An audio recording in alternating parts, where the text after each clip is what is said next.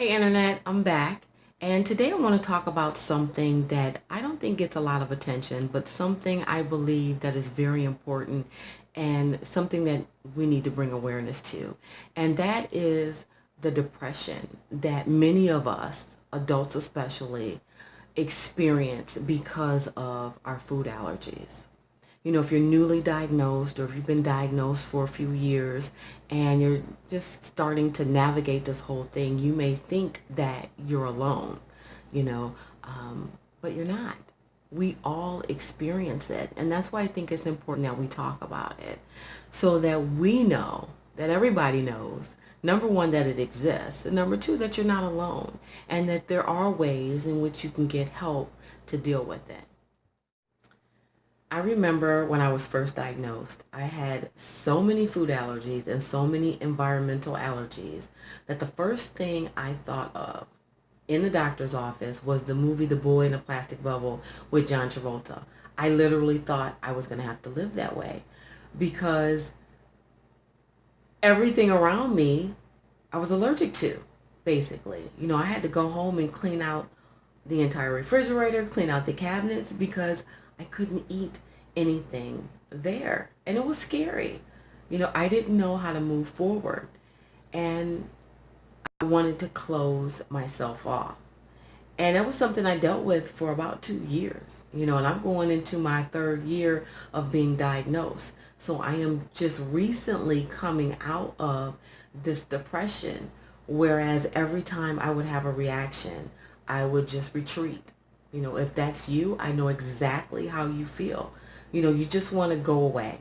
You don't want to talk to anybody. You don't want to see anybody. Don't call me. Don't touch me. Don't come around me. You don't want to go anywhere. You don't want to do anything because you become afraid that everything you touch or anything that touches you could possibly kill you. And that is a terrifying way to live. I mean, let's qualify this for a minute, okay? We are talking about food. Something that is supposed to sustain you can possibly kill you. We're not talking about being afraid of a spider or being afraid to fly in an airplane or drive a car or take a bus or get on a boat.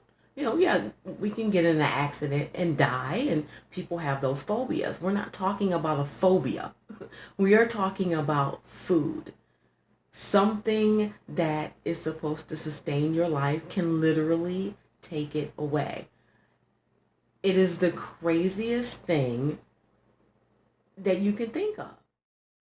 And let's even take it a step further, because for many of us, I know for me, I was diagnosed with food allergies at 41 years old. I never had food allergies in my life. So you go your entire life and you're eating whatever you want to eat, and all of a sudden, you can't eat those things anymore. I'm allergic to chicken, to turkey, to pork, to beef, soy, wheat, oats, and dairy. Okay, that's a lot of food. And it was basically everything I ate. So if that's all I knew, or at least the foundation of what I knew about food, and all of a sudden it's taken away. It's not like being diagnosed with diabetes or high blood pressure, whereas you can still eat those things, but you have to eat them in moderation. Or, you may not be able to have fried chicken, but you can have baked or grilled chicken. You can do that. But to literally have to take it all away, and not just the product itself, but all the products in which that food is in. I mean, there's a lot of different proteins, meat proteins, and soy, and wheat, and dairy, and a lot of food products. So that expanded the list. So this is what we're talking about. So when you put somebody in that position, of course, they're going to be terrified. And of course, they are going to have a level depression. Now, I said all of that to say this. The anxiety and the depression that you feel and that you deal with as it pertains to your food allergies and your reactions, it's common. It's not just you. We all, at some level, deal with it. Okay, and I wish I could say that it's going to go away. It's not, but it can get better if you want it to get better. Now, I am aware that there are not a lot of resources out there for adults with food allergies yet. But as each of us share our stories and share our tips with one another on how we can navigate this thing, that's how we develop more resources. Okay. Now, while it's common, the depression and the anxiety is something that we need to seriously deal with. Okay. And if you feel as though you need professional help, I totally recommend that you get it. I got it. I'm not ashamed to say that I got professional help. I'm not afraid to say that I got professional help. I'm glad that I did. You know, there are doctors and licensed therapists out there that can help you get the tools that you need to get through the depression. I also saw a licensed nutritionist, and she helped me kind of open my eyes to different foods, different cultures. Um, and it helped me to see that there are more foods out there that I can eat than I can't eat.